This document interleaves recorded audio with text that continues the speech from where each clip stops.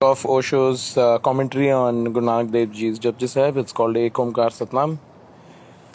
And what else in me? इसको टिका देता हूँ यहाँ पे कहीं पे. Good enough, I guess.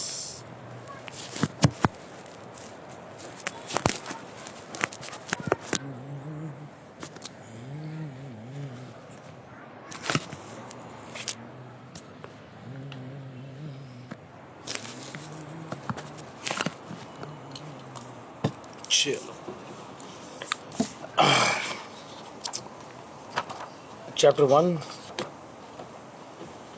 एक ओंकार सतनाम करता पुरख निर्भव निर्वैर काल मूर्त जूनी सैभं गुर प्रसाद जपात सच जुगात सच है भी सच नानक होसी भी सच. सोचे सोच ना होवे जे सोची लिखवार चुपे चुप ना होवे जे लाए रहा लिफ्तार भुख्या भुख ना उतरी जे बन्ना बुरिया पार सह सहण पर लख होए ताकि न चले नाल किफ सचारा होइए किफ कूड़े टुटे पाल हुक्म रजाई चलना नानक लिखे नाल. एक अंधेरी रात, भादों की अमावस, बादलों की गड़गड़ाहट, बीच बीच में बिजली का चमकना, वर्षा के झोंके, गांव पूरा सोया हुआ, बस नानक के गीत की गूंज.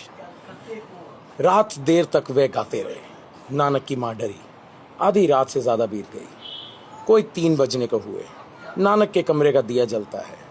बीच बीच में गीत की आवाज आती है. नानक के द्वार पर नानक की मां ने दस्तक दी और कहा, बेटे अब सो भी जाओ, रात करीब करीब जाने को हो गई.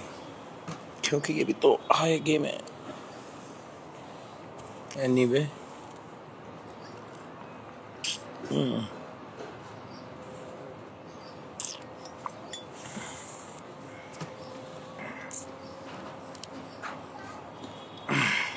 नानक चुप हुए और तभी रात के अंधेरे में एक पपीहे ने जोर से कहा, पीहू पीहू.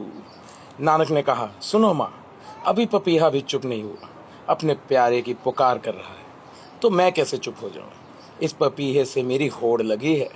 जब तक ये गाता रहेगा, पुकारता रहेगा, मैं भी पुकारता रहूंगा. और इसका प्यारा तो बहुत पास है, मेरा प्यारा बहुत दूर है. जन्मों जन्मों गाता रहूं तो ही उस तक पहुंच सकूंगा. रात और दिन का हिसाब नहीं रखा जा सकता है. नानक ने फिर गाना शुरू कर दिया. नानक ने परमात्मा को गा गा कर पाया. गीतों से पटा है मार्ग नानक का, इसलिए नानक की खोज बड़ी भिन्न है. पहली बात समझ लेनी जरूरी है कि नानक ने योग नहीं किया, तप नहीं किया, ध्यान नहीं किया. नानक ने सिर्फ गाया और गा कर ही पा लिया.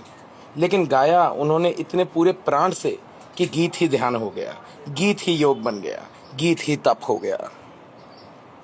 जब भी कोई समग्र प्राण से किसी भी कृत्य को करता है, वह कृत्य मार्ग बन जाता है. तुम ध्यान भी करो अधूरा अधूरा तो भी ना पहुंच पाओगे. तुम पूरा पूरा पूरे हृदय से, तुम्हारी सारी समग्रता से एक गीत भी गा दो, एक नृत्य भी कर लो, तो भी तुम पहुंच जाओगे. क्या तुम करते हो ये सवाल नहीं, पूरी समग्रता से करते हो या अधूरे अधूरे, ये सवाल है. परमात्मा के रास्ते पर नानक के लिए गीत और फूल ही बिछे हैं. इसलिए उन्होंने जो भी कहा है गा कर कहा है. बहुत मधुर है उनका मार्ग, रस सिक्त. कल हम कबीर की बात कर रहे थे. सूरत कलारी भई मतवारी, मधवा पी गई बिन तौले.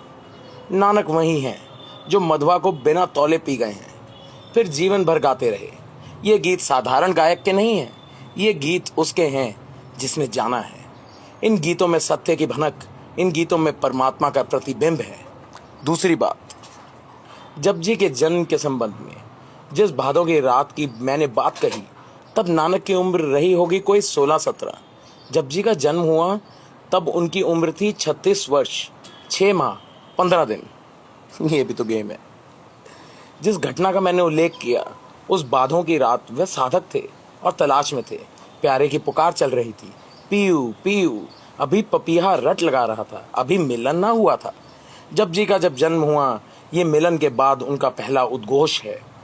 पपीहा ने पा लिया अपने प्यारे को, पीयू पीयू की रटन पूरी हुई, मिलन हो गया. उस मिलन से जो पहला उद्घोष हुआ वह जपजी है. इसलिए नानक की वाणी में जो मूल्य जपजी का है, वह किसी और बात का नहीं. जपजी ताजी से ताजी खबर है उस लोक की. वहां से लौटकर उन्होंने जो पहली बात कही वह यही है, उस जगत से इस जगत में आकर जो पहले शब्द निर्मित हुए वह जपजी है। उस घटना को भी समझ लेना है। नदी के किनारे रात के अंधेरे में अपने साथी और सेवक मर्दाना के साथ वह नदी तट पर बैठे थे। अचानक उन्होंने वस्त्र उतार दिए। बिना कुछ कहे वह नदी में उतर गए। मर्दाना पूछता भी रहा, क्या करते हैं? रात ठंडी है, अंधेरी है। दूर नदी में वे चले गए। मर्दाना पीछे पीछे गया। नानक ने डुबकी लगाई। मर्दाना सोचता था कि क्षण दो क्षण में बाहर आ जाएंगे। फिर वह बाहर नहीं आए। 10-5 मिनट तो मर्दाना ने राह देखी। फिर वह खोजने लग गया कि वे कहाँ खो गए। फिर वह चिल्लाने लगा। फिर वह किनारे किनारे दौड़ने लगा कि कहाँ हो, बोलो, आवाज दो। ऐसा उसे लगा कि नदी की लहर लहर से एक आवाज आने लगी, धीरज रखो, धीरज रखो। पर नानक की कोई खबर नहीं। वह भागा गांव गया। आधी रात लोगों को जगा दिया। भीड़ इकट्ठी हो गई। नानक को सभी लोग प्यार करते थे। सभी को नानक में दिखाई पड़ती थी कुछ होने की संभावना। नानक की मौजूदगी में सभी को सुगंध प्रतीत होती थी। फूल अभी खिला नहीं था, पर कली भी तो गंध देती है।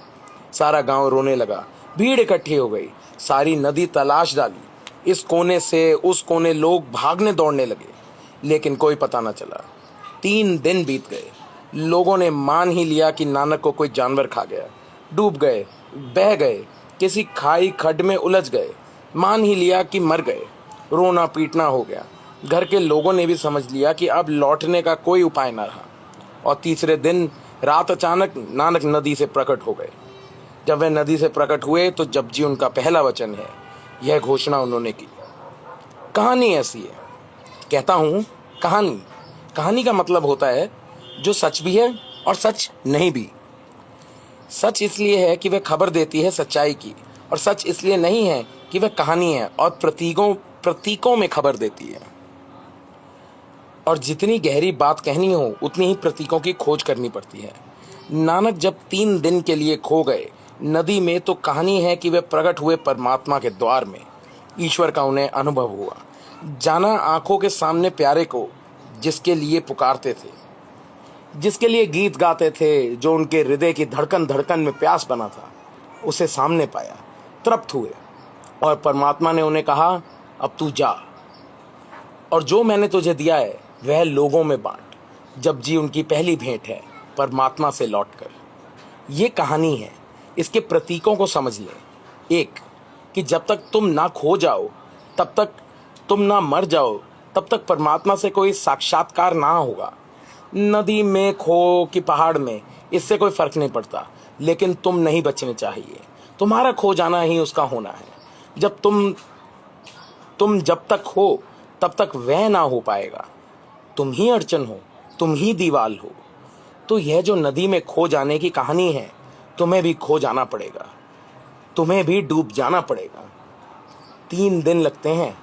इसलिए तो हम जब आदमी मर जाता है तो तीसरा मनाते हैं। तीसरा हम इसलिए मनाते हैं कि मरने की घटना पूरी होने में 3 दिन लग जाते हैं। उतना समय जरूरी है। अहंकार मरता है, एकदम से नहीं, कम से कम समय 3 दिन लेता है। इसलिए कहानी में 3 दिन है कि नानक 3 दिन नदी में खोए रहे। अहंकार पूरा गल गया, मर गया। और पास पड़ोस, मित्रों, प्रियजनों, परिवार के लोगों को तो अहंकार ही दिखाई पड़ता है, तुम्हारी आत्मा तो दिखाई पड़ती नहीं। इसलिए उन्होंने तो समझा कि नानक मर गए। जब भी कोई सन्यासी होता है, घर के लोग समझ लेते हैं मर गया। जब भी कोई उसकी खोज में जाता है, घर के लोग मान लेते हैं खत्म हुआ। क्योंकि अब यह वही तो ना रहा। टूट गई पुरानी श्रृंखला, अतीत मिटा, अब नया हुआ। बीच में 3 दिन की खाई है, इसलिए 3 दिन का प्रतीक है। 3 दिन बाद नानक लौट आए। जो भी खोता है वह लौट आता है, लेकिन नया होकर लौटता है। जो भी जाता है उस मार्ग पर वापस आता है। लेकिन जा रहा था तब प्यासा था, आता है तब दानी होकर आता है। जाता था तब भिखारी था, आता है तब सम्राट होकर आता है। जो भी परमात्मा में लीन होता है, जाते समय भिक्षा पात्र होता है, लौटते समय अपरंपार संपदा होती है बांटने की। जपजी पहली भेंट है।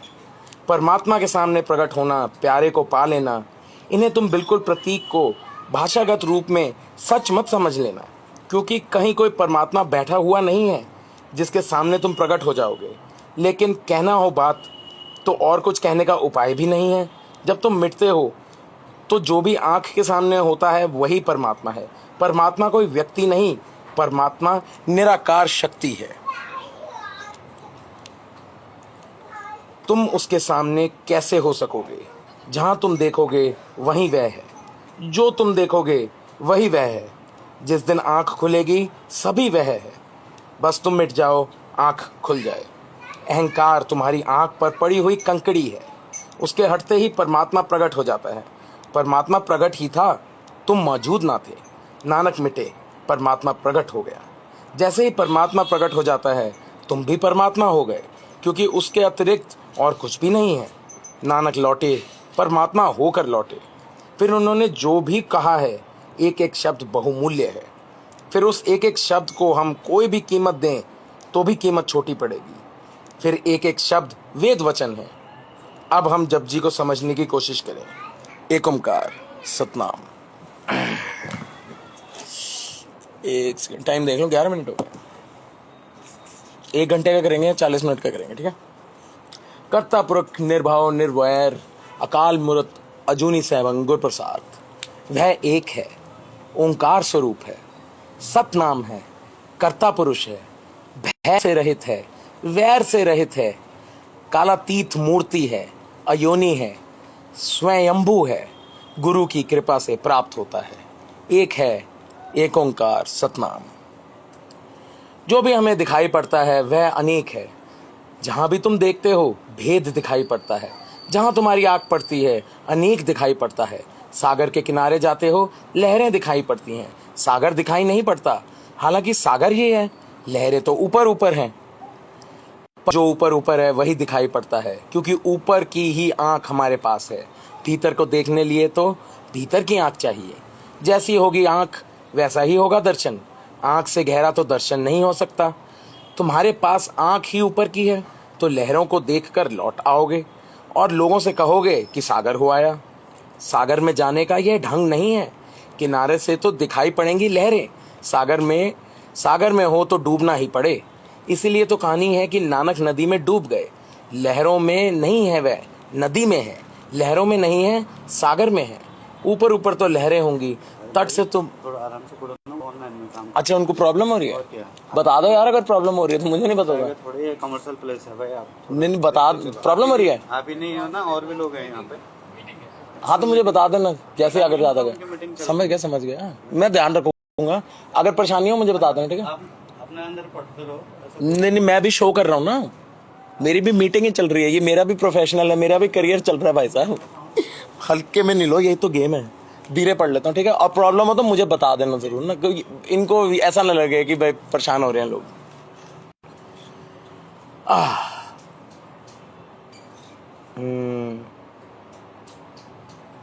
किनारे से तो दिखाई पड़ेंगी लहरें, सागर में हो तो डूबना ही पड़े। इसीलिए तो कहानी है कि नानक नदी में डूब गए। लहरों में नहीं है वह, नदी में है। लहरों में नहीं है, सागर में है। ऊपर ऊपर तो लहरें होंगी, तट से तुम देखकर लौट आओगे तो तुम जो खबर दोगे वह गलत होगी। तुम कहोगे कि सागर हो आया, सागर तक तुम गए नहीं। तट पर तो सागर नहीं है, वहां से तो लहरें दिखाई पड़ सकती हैं। लहरों का जोड़ भी सागर नहीं है, जोड़ से भी ज्यादा है सागर। और जो मौलिक भेद है वह यह है कि लहर अभी है, क्षण भर बाद नहीं होगी, क्षण भर पहले नहीं थी। एक सूफी फकीर हुआ जुन्नैद, बहुत प्रेम करता था अपने बेटे को। फिर बेटा अचानक मर गया किसी दुर्घटना में, तो दफना आया। पत्नी थोड़ी हैरान हुई। पत्नी सोचती थी कि बेटा मरेगा तो जुन्नैद पागल हो जाएगा। इतना प्रेम करता था बेटे को, लेकिन जैसे जुन्नैद को कुछ हुआ ही नहीं, जैसे बेटा मरा ही नहीं, जैसे कोई बात ही नहीं हुई, जुन्नैद वैसा ही रहा। आखिर सांझ होते होते जब लोग विदा हो गए सहानुभूति प्रकट करके, तो पत्नी ने पूछा कि कुछ दुख नहीं हुआ तुम्हें? मैं तो सोचती थी तुम टूट जाओगे, इस बेटे से तुम्हें इतना प्रेम था। जुन्नैद ने कहा कि एक क्षण को धक्का लगा। फिर मुझे याद आया, जब ये बेटा नहीं था तब भी मैं था और खुश था। जब ये बेटा नहीं था तब भी मैं था और खुश था। अब ये बेटा नहीं है तो दुख होने का क्या कारण है? फिर वैसे ही हो गया जैसे पहले था। बेटा बीच में आया और गया। ना पहले दुखी था तो अब दुखी होने का क्या कारण? बिना बेटे के मजे में था, अब फिर बिना बेटे के हूँ। फर्क क्या है? बीच का एक सपना टूट गया। जो बनता है और मिट जाता है वह सपना है, जो आता है और चला जाता है वह सपना है। लहरें सपना है, सागर सच है। अनेक लहरें हैं, एक सागर है। हमें अनेक दिखाई पड़ता है, और जब तक एक ना दिखाई पड़ जाए तब तक हम भटकते रहेंगे, क्योंकि एक ही सच है, एक ओंकार सतनाम। और नानक कहते हैं कि उस एक का जो नाम है वही ओंकार है। अब सब नाम तो आदमी के दिए हैं, राम कहो, कृष्ण कहो, अल्लाह कहो, ये नाम आदमी के दिए हैं, ये हमने बनाए हैं, सांकेतिक हैं। लेकिन उसका नाम है जो हमने नहीं दिया, वह ओंकार है, वही ओम है। क्यों ओंकार उसका नाम है? क्योंकि जब सब शब्द खो जाते हैं और चित्त शून्य हो जाता है, और जब लहरें पीछे छूट जाती हैं और सागर में आदमी लीन हो जाता है, तब भी ओंकार की धुन सुनाई पड़ती रहती है। वह हमारी की हुई धुन नहीं है, वह अस्तित्व की धुन है, वह अस्तित्व की ही लय है। अस्तित्व के होने का ढंग ओंकार है, वह किसी आदमी का दिया हुआ नाम नहीं है। इसलिए ओंकार का कोई भी अर्थ नहीं है। ओम कोई शब्द नहीं है, ओम ध्वनि है, और ध्वनि भी अनूठी है। कोई उसका स्रोत नहीं है, कोई उसे पैदा नहीं करता, अस्तित्व के होने में ही छिपी है, अस्तित्व के होने की ध्वनि है। जैसे कि जल प्रपात है, तुम उसके पास बैठे तो प्रपात की एक ध्वनि है, लेकिन वह ध्वनि पानी और चट्टान की टक्कर से पैदा होती है। नदी के पास बैठो, कलकल का नाद होता है, लेकिन वह कलकल का नाद नदी और तट की टक्कर से होता है। हवा का झोंका निकलता है, वृक्ष से सरसराहट होती है, लेकिन वह सरसराहट हवा और वृक्ष की टक्कर से होती है। हम बोलते हैं संगीतज्ञ गीत गाता है, वीणा का कोई तार छेड़ता है, लेकिन सभी चीज संघर्ष से पैदा होती है। संघर्ष के लिए दो जरूरी हैं, तार चाहिए वीणा का, हाथ चाहिए छेड़ने वाला। जितनी ध्वनियाँ द्वैत से पैदा होती हैं वह उसके नाम नहीं है। उसका नाम तो वही है, जब सब द्वैत खो जाता है फिर भी एक ध्वनि गूंजती रहती है। इस संबंध में कुछ बातें समझ लेना जरूरी है।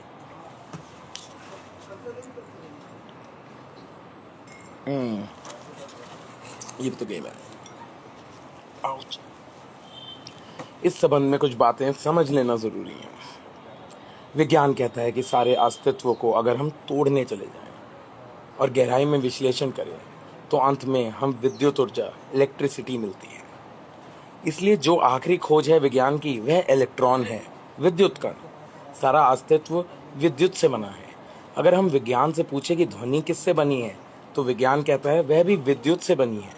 ध्वनि भी विद्युत का ही एक आकार है, एक रूप है, लेकिन मूल विद्युत है। इस संबंध में समस्त ज्ञानियों की विज्ञान से सहमति है, थोड़े से भेद के साथ। वह भेद बड़ा नहीं, वह भेद भाषा का है। समस्त ज्ञानियों ने पाया कि अस्तित्व बना है ध्वनि से।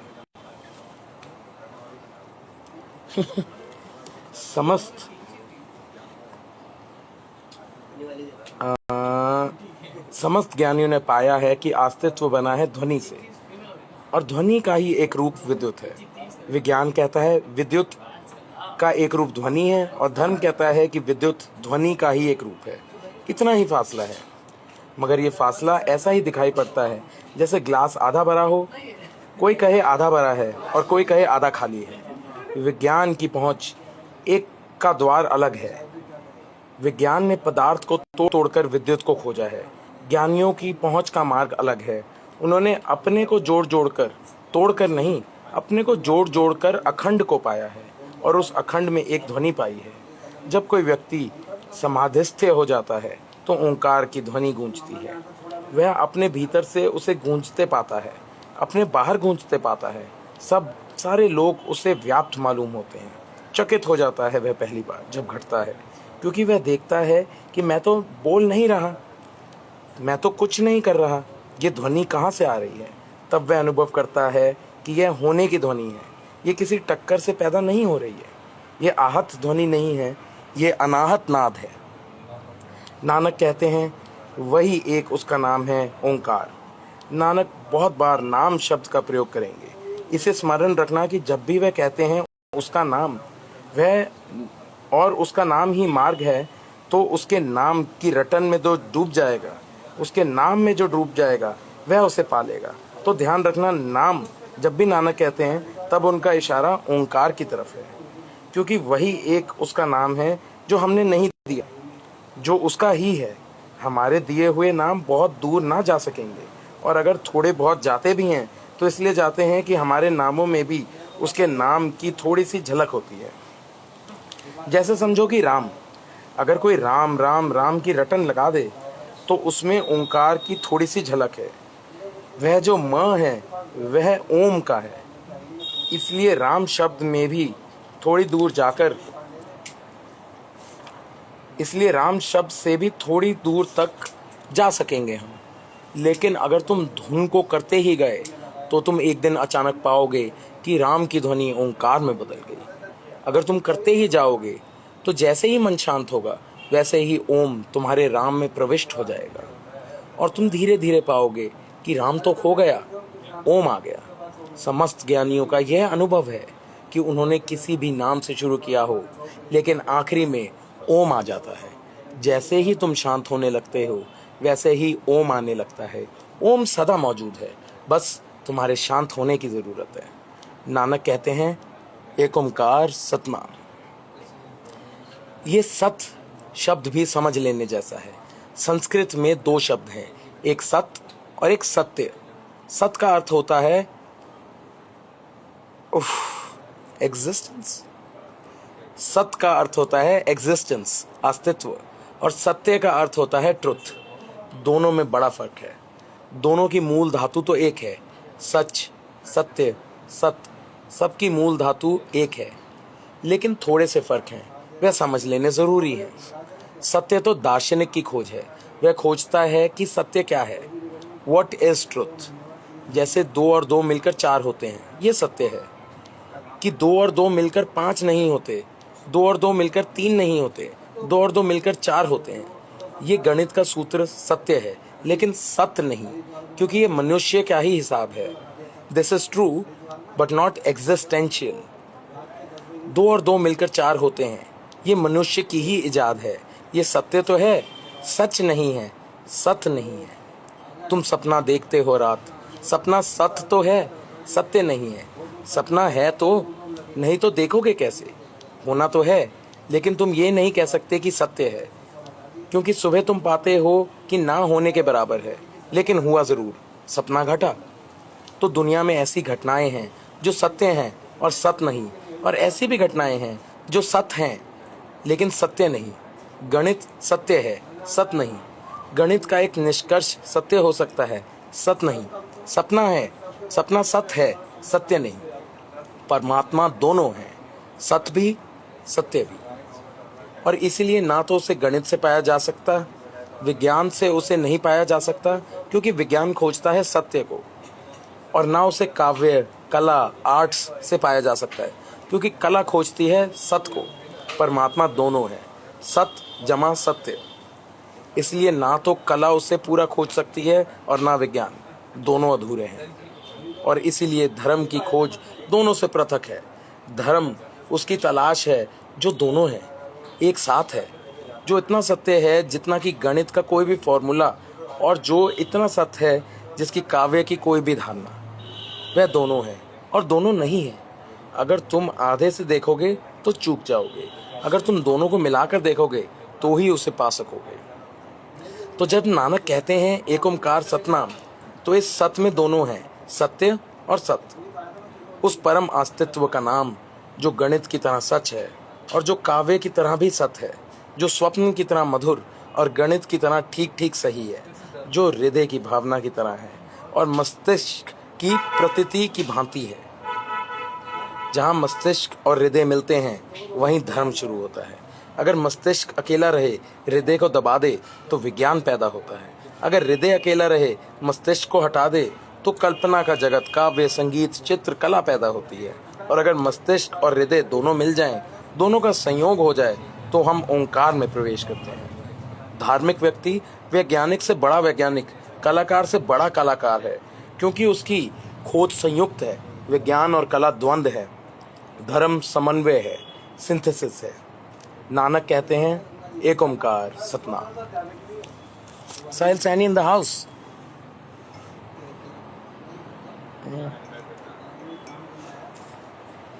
आहा,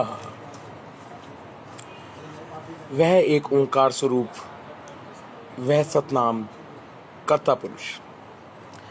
ये जो शब्द हैं, इन्हें ऊपर से समझोगे तो भ्रांतियां होंगी। ज्ञानियों की एक अड़चन है कि शब्द तो उन्हें तुम्हारे ही उपयोग करने पड़ते हैं। तुमसे बात करनी है, तुम्हारी ही भाषा बोलनी पड़ेगी, और जो वह कहना चाहते हैं वह भाषा के पार है। जो वे कहना चाहते हैं वह तुम्हारी भाषा में आ नहीं सकता। तुम्हारी भाषा बहुत संकीर्ण, वह बहुत विराट। जैसे कोई अपने घर में पूरे आकाश को समा लेना चाहे, जैसे कोई अपनी मुट्ठी के सारे प्रकाश को बांध लेना चाहे, ऐसी असमर्थता है।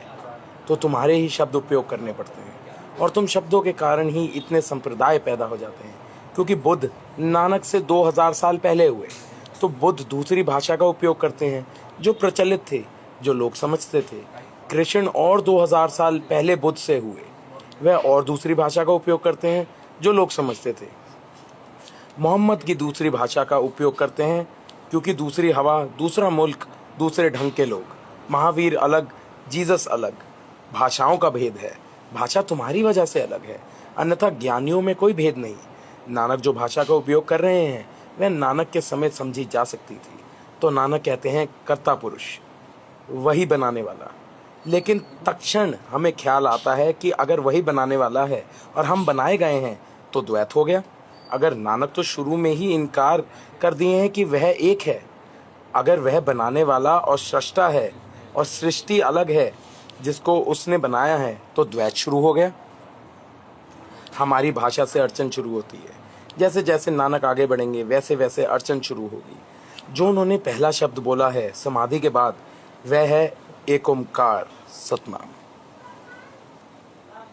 I think we'll stop for now. It's almost half an hour, and every day I'll be doing this reading. This is the first of the series, and you can listen to it at your own pace and time, and so can I later on. Thank you very much. Bye bye.